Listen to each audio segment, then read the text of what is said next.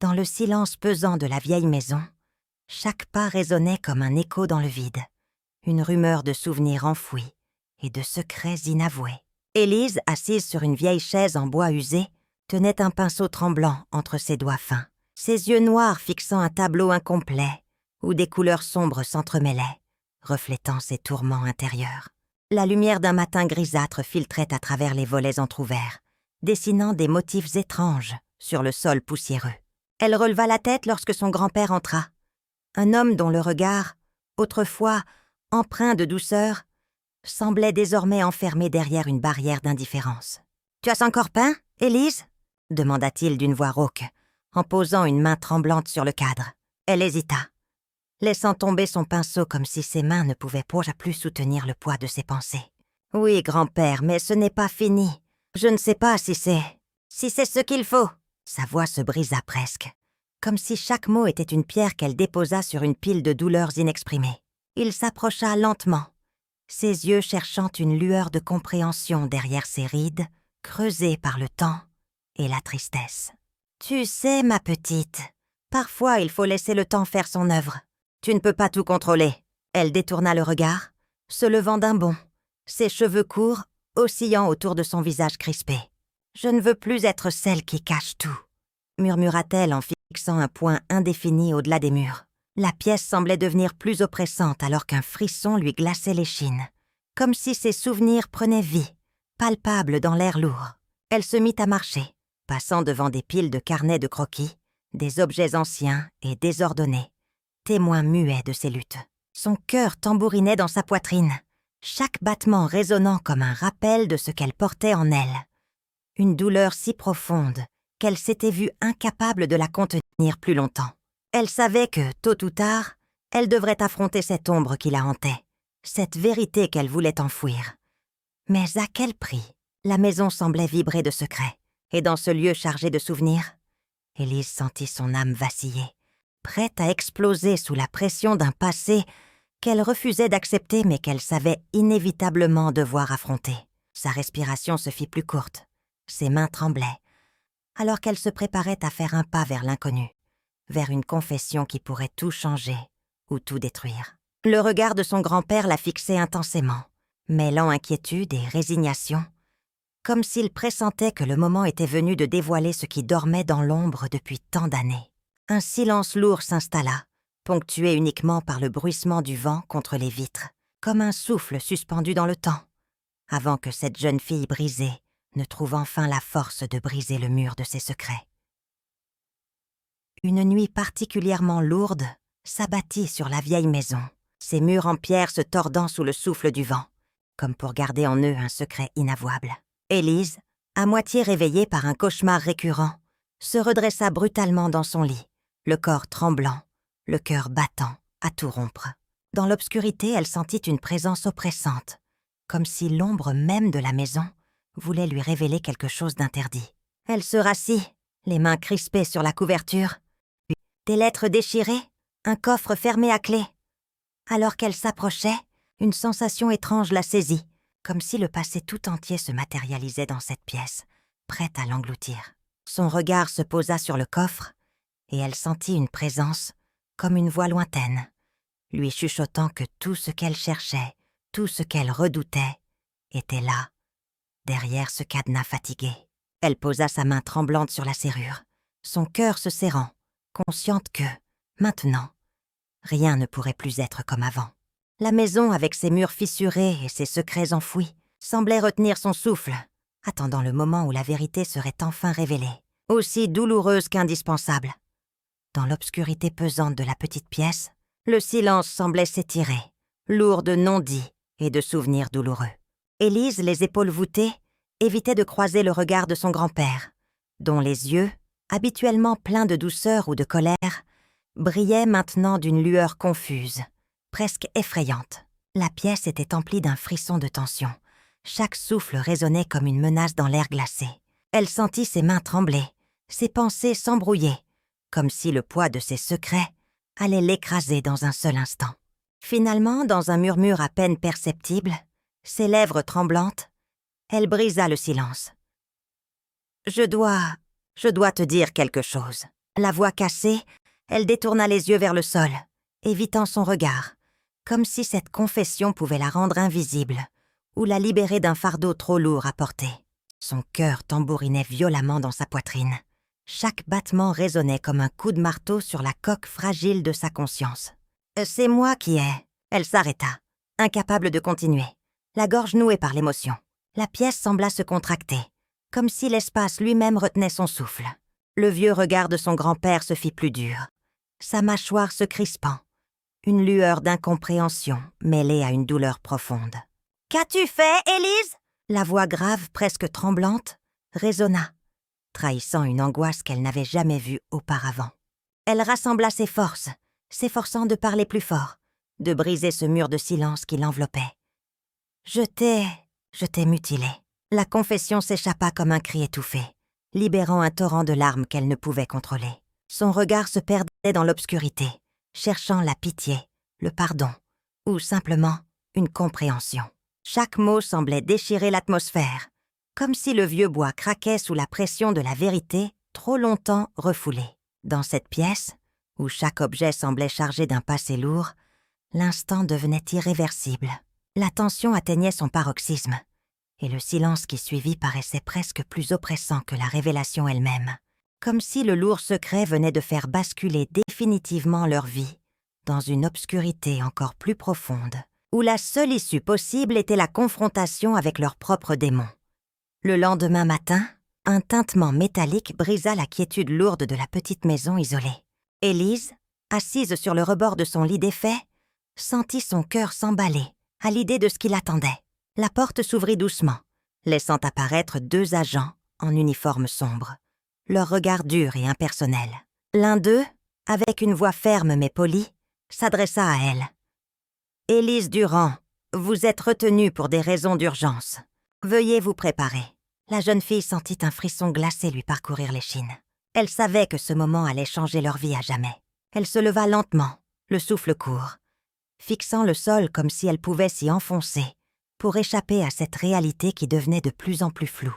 Son regard croisa celui de son grand-père, assis dans un coin, la tête baissée, un visage marqué par l'inquiétude, l'impuissance. Elle voulut lui parler, lui demander pourquoi cette violence soudaine, mais la boule au ventre lui refusa la parole. Elle sentit le poids de ses secrets, de ses douleurs refoulées, se condenser dans sa gorge. Sur le trajet, dans la voiture, le silence était oppressant, seul brisé par le grondement du moteur et le battement effréné de ses pensées. Quand ils arrivèrent au centre de rééducation, un bâtiment austère semblait résonner comme un coup de marteau dans une caverne. Elle refusait farouchement de parler, ses lèvres serrées, ses yeux fixant un point invisible, au-delà des murs blancs et froids de la pièce. La seule activité qu'elle consentit à entreprendre fut l'écriture, un geste silencieux, mais chargé de symbolisme. Chaque matin, assise sur une chaise poussiéreuse, elle sortait un carnet usé de son sac et griffonnait à la hâte, ses doigts tremblants dessinant des mots tremblés, des fragments de pensée qu'elle ne voulait pas encore affronter de vive voix. La plume glissait sur le papier avec une lenteur presque douloureuse, comme si chaque lettre devait être arrachée à une douleur enfouie depuis si longtemps. Ce n'était qu'un début, un petit pas vers une confession plus profonde qu'elle redoutait plus que tout. Elle savait que tôt ou tard, il lui faudrait parler. Mais son orgueil, sa peur de la marginalisation et la honte qui la tenaillait comme une ombre insatiable, la retenaient dans cette cage de silence. Une après-midi, alors que le soleil déclinant filtrait à travers la fenêtre, illuminant la pièce d'une lueur orangée, elle prit une grande inspiration, ferma les yeux un instant, puis ouvrit son carnet. Avec une hésitation palpable, elle écrivit une phrase, une seule, « Je dois tout dire ». La main tremblante, elle se surprit à hésiter, à remettre en question la force nécessaire pour dévoiler ses ténèbres. Elle repoussa la feuille, la laissant tomber sur la table, puis replongea dans ses pensées, hantée par la peur que ces mots ne soient jamais assez forts pour permettre à quiconque de comprendre ce qu'elle portait en elle. Pourtant, à chaque nouvelle journée, cette idée persistait, comme une graine de révolte enracinée dans ses entrailles. Elle se disait qu'un jour, peut-être, elle oserait tout libérer, tout confesser, même si c'était au prix de sa dignité ou de son avenir. Car au fond, elle savait que cette confession était la clé de sa libération, mais aussi de sa renaissance. Pourtant, ce jour-là, elle se contenta de cette seule phrase, comme un cri silencieux dans le vide, une promesse de vérité encore à venir, un pas hésitant vers une lumière qu'elle ne voulait pas encore atteindre, mais dont la simple idée l'effrayait autant qu'elle l'attirait. Elle prit une profonde inspiration, les mains tremblantes, et se mit à écrire une lettre qu'elle savait ne jamais envérir. La plume glissait sur le papier avec une hésitation presque physique, comme si chaque mot devait contenir toute la lourdeur de ses secrets, toute la confusion qui l'habitait depuis si longtemps. Elle voulait lui parler, à cet homme qu'elle respectait encore vaguement, même si la fracture en elle était profonde, irrémédiable. Grand-père, je ne sais pas si tu comprendras un jour ce que je ressens, ou si tu arriveras à lire au fond de mes mots toute la tempête qui fait rage en moi. Écrivit-elle en laissant couler la plume, puis la reprenant, comme pour mieux saisir l'importance de chaque phrase.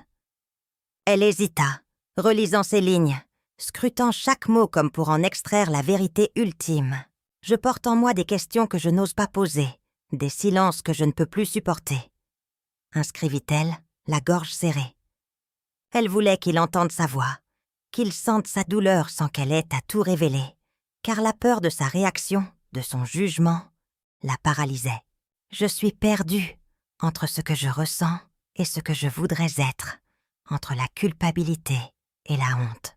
Écrivit-elle, puis fronça les sourcils, comme si ces mots pouvaient la libérer, ou l'enchaîner encore davantage.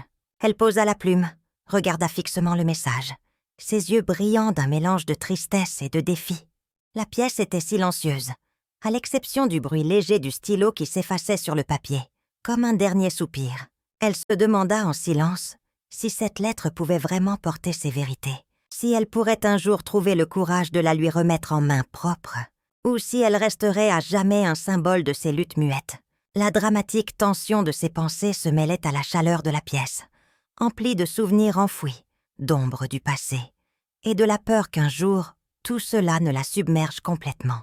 Pourtant, malgré le poids écrasant de ses non-dits, elle sentit quelque chose d'incroyablement fragile naître en elle. Une petite flamme d'espoir, celle d'un futur, ou peut-être, un jour, elle pourrait se libérer de cette cage invisible, de ses propres labyrinthes. La lettre achevée, elle la plia délicatement, la rangea dans une enveloppe sans adresse, puis la déposa avec précaution sur la table, comme un dernier geste de sa propre résistance silencieuse. Elle resta là, immobile, le cœur battant, se demandant si ce geste serait suffisant pour en une rancune tordue qu'il n'avait jamais osé dévoiler à personne, pas même à ses proches. Il parlait de moments où la colère le submergeait, de pulsions qu'il aurait voulu refouler, mais qui avaient laissé des marques invisibles. « Je ne suis qu'un homme brisé, » pensait-elle, et tout ce que j'ai cru savoir n'était qu'une façade. La révélation s'enchaîna dans un flot de pensées tourbillonnantes, la violence latente qu'elle n'avait jamais soupçonnée, le vrai visage de son grand-père, cette relation confuse qu'il avait tenté d'étouffer, mais qui s'était insinuée dans chaque fibre de leur histoire familiale. Élise sentit monter une nausée, mais aussi une détermination nouvelle. Elle ferma le carnet, son regard brillant de larmes silencieuses, se promettant qu'elle ne laisserait plus ses secrets la dévorer de l'intérieur. La compréhension de cette vérité enfouie lui semblait à la fois terrifiante et nécessaire, comme si chaque mot écrit dans ce journal avait creusé un sillage dans sa propre âme, la poussant à affronter la complexité de ses racines. Elle posa le carnet avec précaution sur la table, comme un précieux trésor à préserver, et d'un geste ferme, elle prit la décision de continuer à explorer cette ombre familiale pour enfin éclaircir la lumière de sa propre vérité. Le silence lourd de la pièce semblait se déchirer à chaque page tournée du journal ancien, qu'Élise tenait entre ses mains tremblantes. La lumière blafarde de la lampe vacillait, projetant des ombres dansantes sur ses traits crispés, tandis qu'elle lut, comme hypnotisée, les mots gravés dans la peau fragile de ce carnet oublié. Les phrases, écrites dans une calligraphie maladroite, racontaient une histoire tordue de violences latentes, de secrets enfouis et de culpabilité mêlée qui la bouleversait jusqu'au noyau de son être. Elle relisait, encore et encore, à mesure que la mémoire réclamait sa revanche, ravivant des souvenirs qu'elle aurait préféré oublier. Son cœur battait à tout rompre, comme si chaque mot était une détonation qui secouait ses fondations, ébranlant ses certitudes. « Mais c'est impossible !» murmura-t-elle, en se frottant la poitrine, où la douleur s'installait comme une brûlure insidieuse. La voix du thérapeute dans ses oreilles résonnait comme un écho lointain, insidieux. Il lui avait proposé un traitement expérimental, insistant sur la nécessité de briser ses barrières, de faire face à ses démons par des moyens peu orthodoxes. « Je vous assure, Élise, ce procédé pourrait vous permettre de revenir à la surface, de guérir en profondeur. » Mais chaque proposition se transformait en nœud de méfiance. Chaque mot devenait une pièce d'un puzzle dont elle doutait de plus en plus. Elle fronçait les sourcils, ses doigts crispés sur la couverture du journal, cherchant un sens, une vérité. « Pourquoi vous insistez autant ?» chuchota-t-elle, sa voix tremblante, comme si un voile de suspicion s'était abattu sur sa conscience. La pièce se faisait plus sombre, la seule lumière éclairant ses yeux embués de larmes, reflet d'un chaos intérieur qu'elle ne comprenait pas encore. La colère et la peur se mêlaient en un maelstrom déchirant, alors qu'elle se demandait si elle pouvait encore faire confiance à ce professionnel dont les intentions semblaient floues, comme si chaque mot qu'il prononçait dissimulait une autre vérité, plus obscure. La confusion grandissait, alimentée par la sensation que, derrière chaque phrase, se cachait une manipulation subtile, une tentative de déstabiliser encore davantage une âme déjà fragilisée. Elle savait qu'elle ne pourrait pas fuir cette tempête intérieure indéfiniment, mais chaque nouvelle révélation, chaque soupçon, la poussait à une étape encore plus périlleuse, celle de l'introspection radicale, où la vérité, aussi douloureuse soit-elle, finirait par éclater, la forçant à affronter la réalité nue, sans artifice, sans illusion. Elle referma lentement le journal, comme on scelle un secret trop lourd à porter, et sa respiration se fit plus profonde, tentant de calmer cette tourmente mentale qui menaçait de la noyer. Son regard se porta au-delà des murs de la pièce, fixant le vide, conscient que la véritable bataille venait à peine de commencer, que chaque mot de ce vieux cahier était une clé pour déverrouiller sa propre prison mentale. Elle savait, au fond d'elle, que l'issue dépendrait de sa capacité à discerner le passé, notre fardeau, notre rédemption.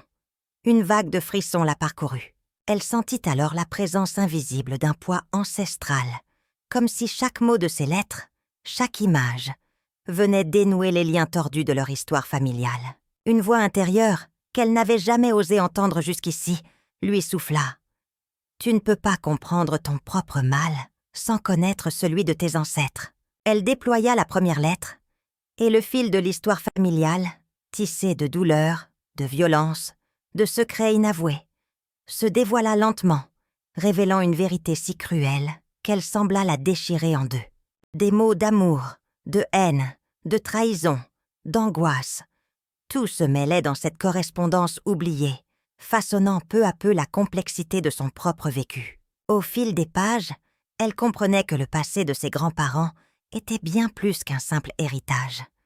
C'était une fracture profonde, un écho silencieux à ses propres blessures, un puzzle dont chaque pièce, aussi sombre soit-elle, finirait par éclairer le chemin de sa rédemption. Elle ferma le coffre avec douceur, comme si, en le scellant à nouveau, elle pouvait refermer aussi une partie de cette histoire qui la hantait depuis toujours. Mais elle savait que désormais, tout devait être confronté pour enfin trouver la paix. L'obscurité s'étira autour d'elle comme une brume opaque, enveloppant chaque fibre de son corps fragile alors qu'elle se couchait sur le sol froid de la vieille chambre, ses mains tremblantes cherchant désespérément la lame cachée dans la boîte à couture. La pièce, à la lumière pâle d'une lune voilée, semblait devenir un sanctuaire de ses tourments intérieurs, un endroit où elle pouvait enfin laisser couler cette douleur qu'elle refoulait depuis si longtemps. Son souffle était court, ses pensées brouillées par un mélange de peur et de désespoir. Elle murmura, la voix cassée, « Ça va aller, Élise. Il faut juste que tu sois forte. » Mais chaque mot se heurta à l'inexorable mur d'angoisse qui l'écrasait. La sensation de la lame glissant sur sa peau, le sang chaud qui s'échappait, lui donnait une impression de libération fugace, comme si, enfin, elle pouvait décharger cette fureur enfouie en elle, cette rage contre un passé qu'elle ne comprenait pas entièrement. Pourtant, à mesure que le liquide rouge perlait sur ses doigts, Une vague de panique la submergea. La douleur physique se mêlait à la culpabilité déchirante d'avoir encore cédé à cette spirale autodestructive, comme si chaque coup la faisait reculer dans un abîme sans fin, un cercle vicieux, sans issue. Elle se mit à pleurer, les larmes se mêlant au sang sur ses mains, en criant dans le silence oppressant. « Pourquoi? Pourquoi je fais ça? Je ne suis pas digne de pardon, je ne le serai jamais. » Son corps tremblait, impuissant face à l'éboulement de ses émotions. Et dans cette obscurité, elle sentit pour la première fois le poids de sa propre condamnation, une chute vertigineuse dans l'abîme qu'elle redoutait tant. Elle se couvrit de ses bras, comme pour se protéger de la tempête mentale qui l'envahissait, tout en se demandant si un jour elle pourrait échapper à cette obsession autodestructrice, ou si, à jamais, elle serait prisonnière de ses cicatrices, visibles ou invisibles, dans une lutte sans fin contre elle-même. La maison s'était métamorphosée en un labyrinthe de cauchemars, dont chaque pièce semblait aspirer l'âme d'Élise, transformant ses souvenirs en ombres vivantes qui dansaient sur les murs craquelés et dans les recoins sombres. La lumière vacillait faiblement à travers les rideaux déchirés, dessinant sur le sol des stries d'ombre comme des cicatrices invisibles, tandis que chaque pas résonnait dans le silence pesant. Brisée seulement par le crissement du parquet sous ses chaussures tremblantes, elle avançait, le cœur tambourinant dans sa poitrine. Chaque respire est lourd et haletant, comme si elle portait un fardeau de plomb, incapable de faire marche arrière. La porte de la chambre, grande ouverte, dégageait une odeur de poussière et de souvenirs enfouis. Et en entrant, son regard s'arrêta sur le vieux miroir brisé, fragmenté en 1000 éclats dispersés, comme autant de fragments de son propre esprit.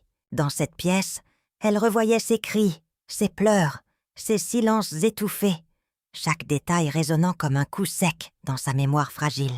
La vie, en chaque pas, la ramenait inévitablement au centre de sa propre tourmente. Sous une nuit d'orage, où les éclairs fendaient ça le ciel noir comme des cicatrices lumineuses, Élise se tenait immobile dans la pièce centrale de la vieille maison, les murs vibrant au rythme du tonnerre. La pluie tambourinait violemment contre les vitres brisées, comme pour frapper à grands coups la conscience brisée de la jeune fille. Soudain, une silhouette familière apparut, flottant dans la pénombre. Une ombre qui semblait sortir tout droit de ses cauchemars les plus enfouis. Elle se figea, le souffle court, ses mains tremblantes, cherchant un appui sur le vieux mur décrépit. La figure se mit à avancer lentement, presque en lévitation. Sa présence irradiait une intensité viscérale, une mémoire douloureuse qui la hantait jour et nuit. « C'est toi ?» murmura Élise, sa voix brisée par l'émotion, mais la silhouette ne répondit pas. Au lieu de cela, elle tendit la main, comme pour la guider ou la convoquer. Dans un sursaut, Élise sentit ses genoux fléchir, ses muscles se contracter sous la pression de l'angoisse. Elle hurla, non pas pour faire fuir cette apparition, mais pour libérer toute la douleur accumulée. « Je ne peux plus fuir, je suis fatiguée de me cacher. » Sa voix se brisa en un cri silencieux, un appel à la délivrance qu'elle n'avait jamais osé prononcer. La figure, immobile, sembla s'arrêter un instant, puis disparut aussi mystérieusement qu'elle était apparue, laissant derrière elle un écho froid dans le silence assourdissant de la tempête. Élise, trempée, haletante, sentit ses jambes céder. Elle tomba à genoux, les yeux embués, le cœur battant à tout rompre. Dans ce moment suspendu, un flux de souvenirs, de secrets enfouis et de douleurs non dites surgit en elle comme un tsunami intérieur. La vérité qu'elle portait depuis si longtemps se fracassa contre ses murailles mentales, la forçant à faire face à ce qu'elle avait si longtemps repoussé. La nuit, avec ses éclats d'éclairs et ses grondements, devint le témoin de sa confession intérieure. Une catharsis brutale, mais nécessaire pour enfin sortir de l'ombre et affronter la lumière qu'elle refusait d'accepter. Sous la lueur vacillante d'une bougie, dans cette pièce empreinte de silence et d'ombre, Élise se tenait face à son grand-père, dont le visage était marqué par l'usure du temps et par des secrets que personne n'avait jamais osé évoquer. La jeune fille, le souffle court, sentit ses mains trembler, tandis qu'elle sortait de sa poche un vieux carnet, jauni par le temps, qu'elle tenait comme un trésor fragile. Son regard chargé de douleurs profondes et de remords inexprimables croisa celui de l'homme qui l'avait toujours aimé, malgré ses silences et ses absences. « Je ne peux plus continuer à fuir ce que je ressens, » murmura-t-elle, la voix brisée par l'émotion. Elle posa délicatement le carnet sur la table, puis s'agenouilla lentement, comme pour se mettre à la hauteur de ses propres tourments. La pièce sembla se réduire à l'écho de ses paroles. Un souffle court, une respiration haletante qui résonnait dans chaque coin. « Je voulais que tu comprennes, » poursuivit-elle, la voix tremblante. « Tout ce que j'ai gardé en moi, tout ce que j'ai essayé d'oublier, ce n'était pas un acte de folie, mais la réponse désespérée à des blessures que personne n'a voulu voir. » Elle marqua une pause, cherchant ses mots, comme si chaque syllabe pouvait briser un mur invisible qui séparait leur passé du présent. « Je sais que j'ai blessé, que j'ai volé une innocence, mais je ne voulais pas te faire du mal. Je voulais simplement comprendre pourquoi tout cela nous a brisés. Pourquoi notre histoire est devenue une énigme sans fin. » Sa voix se brisa, une larme traçant un sillon sur sa joue, alors qu'elle reprenait. « Je ne viens pas pour te condamner, ni pour chercher un coupable. Je veux simplement que tu saches que tout ce que j'ai fait, je l'ai fait parce que je cherchais une réponse, une paix intérieure que je ne pouvais plus atteindre autrement. » Le silence s'étira, lourd de non-dits et de regrets. La posture d'Élise, à la fois vulnérable et résolue, incarnait une demande sincère de pardon, un cri silencieux pour une réconciliation improbable, mais essentielle. Dans cet instant suspendu, tremblante, hésitante, puis la pose doucement sur celle d'Élise, comme pour sceller une promesse silencieuse. Les doigts se frôlent dans un frisson, une connexion fragile, mais sincère, un geste chargé de tout ce qu'ils n'ont jamais pu exprimer jusqu'ici. La jeune fille, incapable de contenir ses émotions, laisse échapper un sanglot retenu, sa voix tremblante murmurant. « Je ne voulais pas, je ne savais pas comment. » Sa main serre celle de son grand-père avec force, comme pour s'accrocher à ce fil ténu d'espoir, qui pourrait un jour réparer ce qui a été brisé. La pièce, jusque-là envahie par le poids de leur silence, semble vibrer d'une énergie nouvelle, celle de la vérité enfin dévoilée, de la douleur acceptée, et peut-être d'un futur où la réconciliation, aussi fragile soit-elle, pourrait doucement prendre racine. Dans cette confrontation intense, la sincérité brute se révèle plus puissante que n'importe quelle parole. La pièce devient le théâtre d'une renaissance silencieuse, où chaque larme et chaque regard chargé de repentance donne naissance à une promesse silencieuse, celle d'un chemin vers la paix intérieure, lent mais certain, dans l'obscurité de la chambre. Les murs de la vieille maison semblaient respirer, avec le poids de leur histoire, chaque fissure racontant un secret oublié, tandis qu'Élise, assise sur le vieux fauteuil en velours défraîchi, scrutait le sol comme si ses propres réflexions pouvaient en révéler toute la vérité. Ses mains tremblaient pas légèrement, mais ses yeux, désormais plus durs qu'auparavant, brillaient d'une lueur nouvelle, celle d'une compréhension fragile, mais sincère. Lorsqu'elle leva enfin la tête, ses lèvres tremblèrent sous la pression de sentiments mêlés, entre douleur et soulagement. La pièce était silencieuse, sauf le bruissement de sa respiration, lourde d'émotions non dites. Elle prit une profonde inspiration, et dans un souffle presque inaudible, elle murmura « Je commence à comprendre ». Sa voix trembla, mais un éclat de résolution perça la faiblesse. Elle fit un pas en avant, approximativement un pas vers la réconciliation intérieure, et posa sa main sur celle de son grand-père, qui semblait suspendu dans le temps, partagé entre la tendresse et la douleur. « Je ne peux pas changer ce qui s'est passé, ni effacer mes actes, mais je peux apprendre à me pardonner, à accepter ce que je suis devenue. » Sa voix devint plus ferme, comme pour convaincre non seulement son grand-père, mais aussi elle-même. La vérité, aussi difficile soit-elle, doit être partagée, même si cela fait mal. C'est la seule voie vers la paix. Elle ferma les yeux un instant, puis rouvrit son regard chargé de vulnérabilité, confrontant enfin ses ténèbres intérieures. La tension palpable. Elle avala sa peur et poursuivit. « J'ai porté des blessures que je ne comprenais pas, des traumatismes que je refusais de voir. Mais aujourd'hui, je veux me libérer, même si cela signifie accepter la douleur, l'amour, la culpabilité. » Elle inspira profondément, puis, avec une douceur infinie, elle ajouta « Je veux que tu saches que je commence à me pardonner, pas parce que je suis forte, mais parce que je ne peux plus continuer à fuir ce que j'ai été. » La pièce sembla alors se transformer, comme si la lumière filtrant par la fenêtre se faisait plus douce, plus apaisante. Son regard se fit plus clair, et dans un dernier souffle de courage, elle murmura « Nous avons tous nos cicatrices, mais c'est en les regardant en face qu'on peut espérer guérir. » Un silence chargé d'émotions s'installa. Mais cette fois, c'était un silence de réconciliation, celui d'une âme prête à avancer, fragile, mais déterminée. La tempête intérieure d'Élise s'était apaisée, et dans cet accepting, elle commença à apprendre à se pardonner, à accepter la complexité de ses blessures et à entrevoir enfin la possibilité d'un avenir où la vérité, aussi douloureuse soit-elle, pouvait devenir la clé d'une renaissance silencieuse, mais profonde. La vieille maison, dont les murs craquants semblaient en murmurer des secrets enfouis depuis des décennies, se transforma lentement en un sanctuaire d'espoir.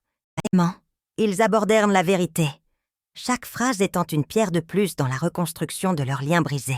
Élise sentit ses yeux s'embuer lorsqu'il osa avouer « Je n'ai jamais voulu te faire de mal, mais j'ai aussi porté mes propres démons.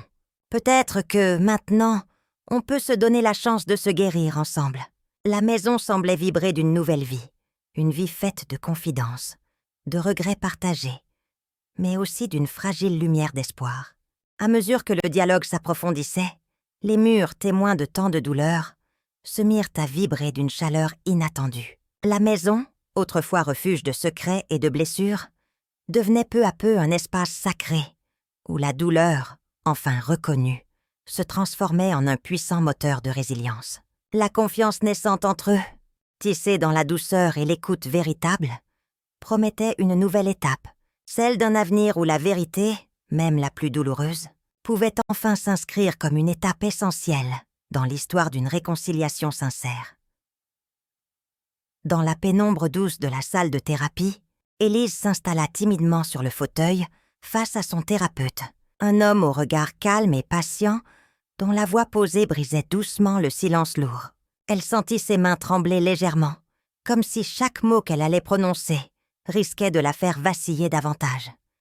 « Je suis venue parce que je ne peux plus porter tout ça seule, » murmura-t-elle d'une voix presque inaudible en fixant ses chaussures usées. La pièce, austère mais accueillante, semblait absorber ses paroles, ses respires s'accélérant, alors qu'elle abordait enfin la vérité qu'elle avait longtemps enfouie au plus profond d'elle-même. « J'ai mutilé mon grand-père. » La phrase sortit comme un cri étouffé, et ses yeux se remplirent de larmes qu'elle refoula de toutes ses forces. Le thérapeute haussa doucement la tête, laissant le silence faire son œuvre. « Pourquoi ?» murmura-t-il simplement, comme pour inviter à un voyage intérieur qui ne faisait que commencer. Élise ferma les yeux, laissant ses souvenirs remonter à la surface, ces images fragmentées d'une enfance brisée, d'un amour confus, entre silence et violence. Elle se surprit à raconter sans phare ces nuits hantées par des rêves lucides, où l'ombre de son grand-père se mêlait à la sienne, où chaque hallucination lui donnait l'impression de se perdre dans un labyrinthe de douleur et de culpabilité. Elle décrivit ses sensations, cette pression oppressante dans la poitrine, cette envie irrépressible de se punir pour une faute qu'elle ne comprenait pas encore. « Je voulais simplement que tout s'arrête, » confia-t-elle en haletant, comme si l'acte venait d'une nécessité plus grande que sa raison. Les mots s'écoulèrent, plus libres, plus sincères, comme si la confession lui offrait une alternative à l'oubli. Le thérapeute la regarda avec douceur, puis lui proposa de revoir ses souvenirs comme une série de fragments à reconstituer, tout en lui expliquant que la clé de sa guérison résidait aussi dans la capacité à s'autoriser à ressentir, à accepter la douleur sans se laisser engloutir par elle.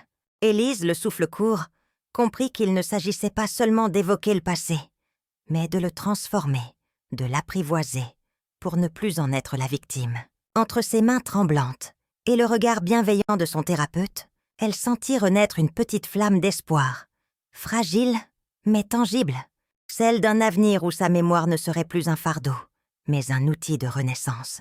Elle savait que le chemin serait long, semé d'embûches et de souvenirs douloureux, mais aussi d'instants précieux où la vérité, même la plus cruelle, pourrait devenir la première étape d'une reconstruction authentique.